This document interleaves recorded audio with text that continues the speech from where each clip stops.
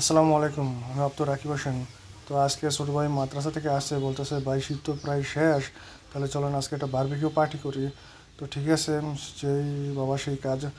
তো প্রথমে তো এটা ভিন্ন রকমভাবে বারবিকিউ করার চেষ্টা করতেছি, কারণ আমার কাছে কয়লা ছিল না, যেহেতু কয়লা সংগ্রহ করার মতো আর কি সময়টা পাই নাই। তো যার জন্য আর কি একটা ফুয়েল ব্যবহার করে একটা সুন্দর করে বক্স বানিয়েছি, তারপর ওইটার উপরে আর কি আমরা বারবিকিউ করার চেষ্টা করবো ইনশাআল্লাহ।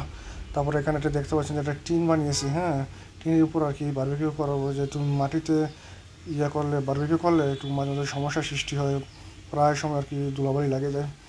তো আলহামদুলিল্লাহ আমরা কাজ শুরু করে দিয়েছি। যেহেতু শীতের দিন অনেকে আনন্দ লাগতেছিল, অনেক দিন পর বারবিকিউ যেহেতু পার্টি করা হয়েছে, আলহামদুলিল্লাহ অনেক আনন্দ লাগতেছিল। তবে একটা জিনিস সবাই খেয়াল রাখবেন যে এরকম ফুয়েলি আর কি বারবিকিউ করতে গেলে অনেক সময় পুড়া যায় আর কি, কালো হয়ে যায়। এই জন্য সবসময় আর কি কয়লা দিয়ে আর কি বারবিকিউ করলে ওটার স্বাদ একটু ভিন্ন রকম হয়। তবে আলহামদুলিল্লাহ আমরা যেভাবে করেছিলাম আমাদের স্বাদ অনেক অনেক ভালো হয়েছিল। আলহামদুলিল্লাহ সব কিছুতেই আল্লাহ রসুল আকলা শুকুরি। আলহামদুলিল্লাহ। আসসালামু আলাইকুম।